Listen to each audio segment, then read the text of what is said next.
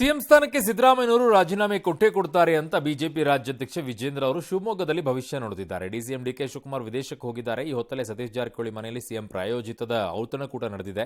ಸಿದ್ದರಾಮಯ್ಯ ಹುದ್ದೆ ಬಿಟ್ಟುಕೊಡೋಕೆ ಸಿದ್ಧರಿಲ್ಲ, ಹೀಗಾಗಿ ಕಾಂಗ್ರೆಸ್ನಲ್ಲಿ ಡಿಕೆಶಿ ವರ್ಸಸ್ ಸಿದ್ದರಾಮಯ್ಯ ಯುದ್ಧ ಆರಂಭವಾಗ್ಬಿಟ್ಟಿದೆ ಅಂತ ಟೀಕೆ ಮಾಡಿದ್ದಾರೆ.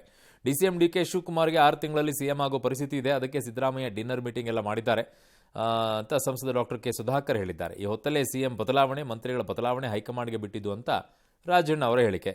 ಈ ಮಧ್ಯೆ ಕಾಂಗ್ರೆಸ್ ಶಾಸಕ ಪ್ರಸಾದ ಭಯ ಮಾತನಾಡಿ ಸಿಎಂ ಸ್ಥಾನಕ್ಕಾಗಿ ಯಾರು ಪ್ರಯತ್ನ ಮಾಡ್ತಾ ಇಲ್ಲ, ಸಿದ್ದರಾಮಯ್ಯ 5 ವರ್ಷ ಸಿಎಂ ಆಗಿರ್ತಾರೆ ಅಂದಿದ್ದಾರೆ. ಈ ಮಧ್ಯೆ ಬಿಜೆಪಿಯಲ್ಲಿ ಬಣ ಸಂಘರ್ಷ ಮುಂದುವರೆದಿದೆ.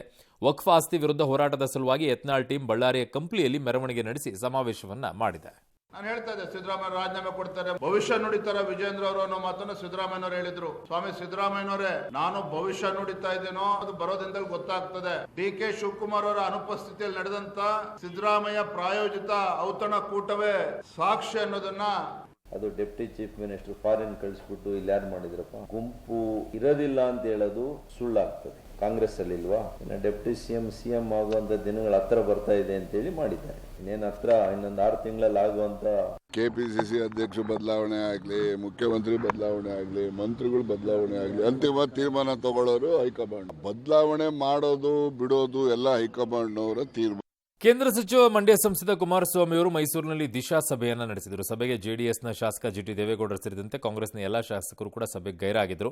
ಮೈಸೂರು ಸಂಸದ ಯದುವೀರ್, ಚಾಮರಾಜನಗರ ಸುನೀಲ್ ಬೋಸ್, ಶಾಸಕರಾದ ಜಿಡಿ ಹರೀಶ್ ಗೌಡ ಶ್ರೀವತ್ಸ ಭಾಗಿಯಾಗಿದ್ದರು. ಬಳಿಕ ಮಾತನಾಡಿ ಕೆಆರ್ಎಸ್ ರಸ್ತೆಗೆ ಸಿಎಂ ಹೆಸರಿಡುವ ವಿವಾದಕ್ಕೆ ಕಿಡಿಕಾರಿದರು. ಮಹಾರಾಜರ ಮನೆತನಕ್ಕೆ ಸರ್ಕಾರ ಯಾಕೆ ಅಪಮಾನ ಮಾಡ್ತಾ ಇದೆ, ಕೆಸರೆ ಗ್ರಾಮಕ್ಕೆ ಬೇಕಿದ್ರೆ ಅವ್ರ ಹೆಸರಿಟ್ಕೊಳ್ಳಿ ಅಂತ ವ್ಯಂಗ್ಯವಾಡಿದರು. ರಾಜ್ಯದ ಇತಿಹಾಸದಲ್ಲಿ ಇದು ಅತ್ಯಂತ ಕೆಟ್ಟ ಸರ್ಕಾರ ಅಂತ ಕುಮಾರಸ್ವಾಮಿ ಅವರು ಹೇಳಿದರು. ಜನತಾದಳಕ್ಕೂ ಜಿಟಿಡಿಗೂ ಗಂಡ ಹೆಂಡತಿ ಸಂಬಂಧ ಇದ್ದ ರೀತಿ, ಜಿಟಿಡಿ ಯಾವ ಪಕ್ಷಕ್ಕೂ ಹೋಗಲ್ಲ, ನಮ್ಮ ಜೊತೆಯಲ್ಲಿ ಇರ್ತಾರೆ ಅಂದರು. ಅಲ್ಲದೆ ನಿಖಿಲ್ಗೆ ಪಕ್ಷದ ರಾಜ್ಯಾಧ್ಯಕ್ಷದ ಪಟ್ಟ ಬಗ್ಗೆ ಮಾತನಾಡಿ ಜನವರಿ 12ರಂದು ಪಕ್ಷದ ಸಭೆಯಲ್ಲಿ ಆಂತರಿಕ ಚುನಾವಣೆ ಬಗ್ಗೆ ಚರ್ಚಿಸಿ ತೀರ್ಮಾನ ಮಾಡ್ತೀವಿ ಅಂತ ಕುಮಾರಸ್ವಾಮಿ ಹೇಳಿದರು. ಅರಸರು ಆ ಕುಟುಂಬ ಸಲ್ಲಿಸಿರ್ತಕ್ಕಂಥ ಸೇವೆಗೂ ಅಪಚಾರ ಮಾಡ್ತಕ್ಕಂಥದ್ರ ವಾತಾವರಣ ನಿರ್ಮಾಣ ಮಾಡಿ ಮುಖ್ಯಮಂತ್ರಿಗಳ ಬೆಂಬಲಿಗರು ಹೊರಟಿದ್ದಾರೆ. ಮುಖ್ಯಮಂತ್ರಿಗಳಿಗೂ ಒಂದು ಹೆಸರಿಟ್ಕೊಳ್ಳೋದಾದ್ರೆ ಅವ್ರ ಹೆಸರನ್ನ ಆ ಕೆಸರೆ ಗ್ರಾಮದ ರಸ್ತೆ ಇದೆಯಲ್ಲ, ಆ ರೋಡ್ಗೆ ಸಿದ್ದರಾಮಯ್ಯ ಅಂತ ಹೆಸರಿಟ್ಕೊಂಡ್ರೆ ಮುಗಿದೋಯ್ತಪ್ಪ. ಇವತ್ತು ಮೈಸೂರನ್ನ ಪ್ರಮುಖ ಅಭಿವೃದ್ಧಿಗೆ ತಂದಂತವನು ಕುಮಾರಸ್ವಾಮಿ, ಬಿಜೆಪಿ ಸರ್ಕಾರ ಇಬ್ಬರ ಒಂದು ಹೊಂದಾಣಿಕೆನಲ್ಲಿ. ಹೀಗಾಗಿದ್ರೆ ನಾನು ಕ್ಲೈಮ್ ಮಾಡ್ಬೇಕಲ್ವಾ? ಸರ್ಕಾರ ಅತ್ಯಂತ ಕೆಟ್ಟ ಸರ್ಕಾರ, ನೈತಿಕತೆ ಉಳಿಸ್ಕೊಂಡಿಲ್ಲ. ಇವರು ಸುವರ್ಣಾಕ್ಷರದಲ್ಲ ಬರೀತಕ್ಕಂಥ ದಿನ ಮುಂದೆ ಬರೀತಾರೆ, ಇತಿಹಾಸ ಬರೆಯೋರು. ಈ ಸರ್ಕಾರ ಬಂದ ಮೇಲೆ ಎಷ್ಟು ಪ್ರಕರಣಗಳಲ್ಲಿ ಆತ್ಮಹತ್ಯೆಗಳಾಯ್ತು, ಇದನ್ನ ಚಿಂತನೆ ಮಾಡಬೇಕಲ್ವೇ? ಇನ್ನು 2ನೇ ಬಾರಿಗೂ ಸಂಪೂರ್ಣಾವಧಿ ಮುಖ್ಯಮಂತ್ರಿ ನಾನೇ ಅಂತಕ್ಕಂಥದ್ದು ನಿನ್ನೆ ದಿನನೂ ಘೋಷಣೆ ಮಾಡಿದ್ದಾರೆ, ಪ್ರಶ್ನೆನೇ ಇಲ್ಲ ಅಂತ ಹೇಳಿ. ಏನಪ್ಪಾ ಅಂತ ದೊಡ್ಡ ಮಟ್ಟದ ಕೊಡುಗೆ ಕೊಟ್ಟಿರೋದು ಜಿಟಿ ದೇವೇಗೌಡರದು ಜನತಾದಳದ್ದು ಸಂಬಂಧ, ಈ ಗಂಡ ಹೆಂಡತಿ ಸಂಬಂಧ ಇದೆ ನೋಡಿ, ಆ ರೀತಿಯಾದ ವಾತಾವರಣ ಇರೋದು. ಜಿಟಿ ದೇವೇಗೌಡರು ಕೆಲವು ಸಂದರ್ಭಗಳಲ್ಲಿ ಅವರಿಗೆ ಮನಸ್ಸಿಗೆ ಬಂದಿದ್ದನ್ನ ನೇರವಾಗಿ ಚರ್ಚೆ ಮಾಡ್ತಾರೆ. ಹಾಗಂತ ಹೇಳಿ ಅವರು ಪಕ್ಷದಿಂದ ಹೊರಗಿದ್ದಾರೆ ಅಂತ ಇದರ ಬಗ್ಗೆ ಆತಂಕ ಬೇಡ, ಬಿಗಿಯಾಗಿರ್ತಾರೆ.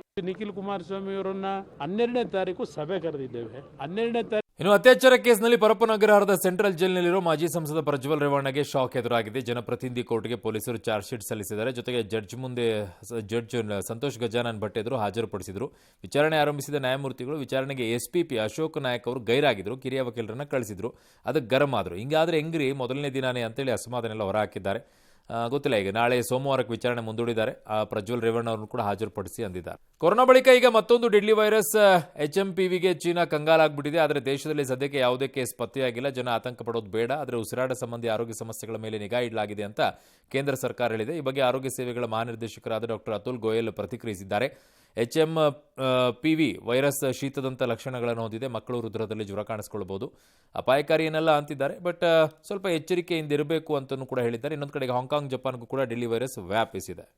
ಇನ್ನು ನಟ ದರ್ಶನ್ ಕೊನೆಗೂ ಕೂಡ ಬೆನ್ನುವಿಗೆ ಸರ್ಜರಿಗೆ ಒಪ್ಪಿಕೊಂಡಿದ್ದಾರೆ ಅಂತಿದ್ದಾರೆ. ಫಿಸಿಯೋಥೆರಪಿ ಮೂಲಕವೇ ಗುಣಮುಖವಾಗುವ ನಿರೀಕ್ಷೆಯಲ್ಲಿದ್ದಾರೆ. ಸಂಕ್ರಾಂತಿ ವೇಳೆಗೆ ಮೈಸೂರಿನ ಆಸ್ಪತ್ರೆಯನ್ನು ಸರ್ಜರಿ ಮಾಡಿಸ್ಕೊಳ್ತಾರಂತೆ.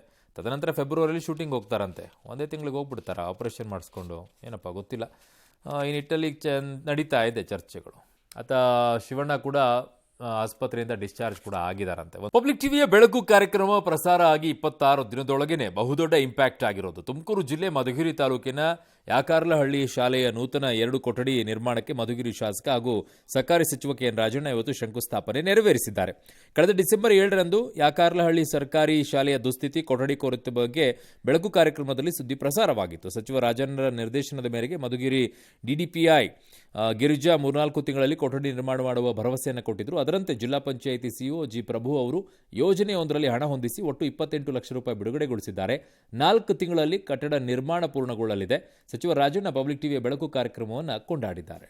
ಈ ನಮ್ಮ ಪಬ್ಲಿಕ್ ಟಿವಿ ರಂಗಣ್ಣವ್ರನ್ನ ನಾನು ಅವರಿಂದ ಇವತ್ತು ಇದು ತುರ್ತಾಗಿ ಸಾಧ್ಯ ಆಗಿದೆ ಅಂತ ಯಾರ್ಯಾರು ಯಾವುದೇ ರಂಗದಲ್ಲಿ ಕೆಲಸ ಮಾಡಿದ್ರು ಕೂಡ ಸಮಾಜಮುಖಿಯಾಗಿ ಕೆಲಸ ಮಾಡ್ತಕ್ಕಂಥದ್ದಕ್ಕೆ ಅವಕಾಶಗಳು ಇದೆ ಅಂತಕ್ಕಂಥದ್ದಕ್ಕೆ ರಂಗಣ್ಣವರು ಸುದ್ದಿ ಮಾಧ್ಯಮದ ಮೂಲಕ ಈ ರೀತಿಯ ಒಂದು ಜನೋಪಯೋಗಿ ಕಾರ್ಯಕ್ರಮಗಳಲ್ಲಿ ಇದು ಒಂದು ಸೇರಿದೆ, ಪುಣ್ಯದ ಕೆಲಸ ಅಂತ ಹೇಳಿ ಅವರಿಗೆ ನಾನು ನಿಮ್ಮೆಲ್ಲರ ಪರವಾಗಿ ಅಭಿನಂದನೆಯನ್ನ ಸಲ್ಲಿಸ್ತೇನೆ. ತರಗತಿ ಕೊಠಡಿಯನ್ನು ಮಾನ್ಯ ನಮ್ಮ ಸಚಿವರು, ಸಹಕಾರಿ ಸಚಿವರು ಇವತ್ತು ZP ಫಂಡ್ಸ್ ಮೂಲಕ ನಮಗೆ ಏನು ಒದಗಿಸ್ಕೊಟ್ಟಿದ್ದಾರೆ. ಮಾದರಿ ಶಾಲೆ ಮಾಡಬೇಕು ಅನ್ನುವಂಥದ್ದು ನಮ್ಮ ಇಲಾಖೆಯ ಒಂದು ಒತ್ತಾಸೆ. ಇದನ್ನು ನಾವು ಮಾಡ್ತೀವಿ. ನಾನು ರಂಗಣ್ಣ ಸರ್ಗೂ ಹೇಳಿದ್ದೆ, ನಾವು ಇದು 2 ತಿಂಗಳೊಳಗಡೆ ಇದನ್ನು ಪ್ರಾರಂಭ ಮಾಡ್ತೀವಿ ಅಂತ. Thank you. ಇನ್ನು ಬೆಂಗಳೂರಿನಲ್ಲಿ ಬಿಬಿಎಂಪಿ ಕಸದ ಲಾರಿಗೆ ಮತ್ತಿಬ್ಬರು ಕೂಡ ಬಲಿಯಾಗಿದ್ದಾರೆ. ತಣಿಸಂದ್ರದಲ್ಲಿ ಘಟನೆ ನಡೆದಿದ್ದು ಸ್ಕೂಟಿಯಲ್ಲಿ ಹೋಗ್ತಾ ಇದ್ದ ಅಕ್ಕ ತಂಗಿಯರ ಮೇಲೆ ಹರಿದಿದೆ. ಇದು ಗೋವಿಂದಪುರದ ನಿವಾಸಿಗಳಾದ 30 ವರ್ಷದ ನಿಘಾರ್ ಸುಲ್ತಾನ್ ಮತ್ತು 32 ವರ್ಷದ ನಿಘಾರ್ ಇರ್ಫಾನ್ ಸಾವನ್ನಪ್ಪಿದ್ದಾರೆ. MK ಗ್ಲೋಬಲ್ನ ಗುತ್ತಿಗೆದಾರ ಕೃಷ್ಣೇಗೌಡ ಅನ್ನೋರಿಗೆ ಸೇರಿದಂಥ ಕಸದ ಲಾರಿ ಇದಾಗಿದೆ. ಚಾಲಕನನ್ನ ಹೆಣ್ಣೂರು ಪೊಲೀಸರು ವಶಕ್ಕೆ ಪಡ್ಕೊಂಡು ಪ್ರಕರಣ ದಾಖಲು ಮಾಡಿಕೊಂಡಿದ್ದಾರೆ. ಇನ್ನು ದಟ್ಟ ಮಂಜಿನಿಂದಾಗಿ ಹೆಬ್ಬಾಳ ಫ್ಲೈಓವರ್ ಮೇಲೆ ಅಪಘಾತ ಆಗಿದೆ. ಡಿವೈಡರ್ಗೆ ಡಿಕ್ಕಿ ಹೊಡೆದು ಬೈಕ್ ಸವಾರ ಸಾವನ್ನಪ್ಪಿದ್ದಾನೆ. ಈ ಮಧ್ಯೆ ನಮ್ಮ ಯಾತ್ರಿ ಆಟೋದಿಂದ ಮಹಿಳೆ ಜಿಗಿದಿದ್ದ ಪ್ರಕರಣ ಇತ್ತಲ್ಲ, ಆಟೋ ಚಾಲಕ ರಾಯಚೂರು ಮೂಲದ ಸುಲೀನ್ ಅನ್ನುವಂಥವನ್ನ ಪೊಲೀಸರು ಬಂಧಿಸಿದ್ದಾರೆ. ಆಟೋ ಚಾಲಕ ರಾಂಗ್ ರೂಟ್ನಲ್ಲಿ ಹೋಗ್ತಾ ಇದ್ದಿದ್ದ ಅನುಮಾನ ಪಟ್ಟಂತ ಮಹಿಳೆ ಚಲಿಸ್ತಾ ಇದ್ದ ಆಟೋದಿಂದಲೇ ಕೆಳಗೆ ಜಿಗಿದಿದ್ದು ಎಸ್ಕೇಪ್ ಆಗಿದ್ಲು. ತಮಿಳುನಾಡಿನ ವಿರುಧುನಗರದಲ್ಲಿರುವಂತಹ ಪಟಾಕಿ ತಯಾರಿಕಾ ಘಟಕದಲ್ಲಿ ಸ್ಫೋಟ ಸಂಭವಿಸಿ 6 ಕಾರ್ಮಿಕರು ಸಜೀವ ದಹನವಾಗಿದ್ದಾರೆ. ಸತ್ತೂರು ಸಮೀಪದ ಬೊಮ್ಮಯ್ಯಪುರಂ ಗ್ರಾಮದಲ್ಲಿರುವಂತಹ ಸಾಯಿನಾಥ್ ಪಟಾಕಿ ಘಟಕದಲ್ಲಿ ಬೆಳಗ್ಗೆ ಕಾರ್ಮಿಕರು ಪಟಾಕಿ ತಯಾರಿಸ್ತಾ ಇದ್ದಾಗ ಘಟನೆ ಸಂಭವಿಸಿದೆ. 6 ಜನರ ಮೃತದೇಹ ಹೊರತೆಗೆಯಲಾಗಿದೆ. ಮತ್ತಷ್ಟು ಜನರ ಸ್ಥಿತಿ ಚಿಂತಾಜನಕವಾಗಿದೆ ಅಂತೆ.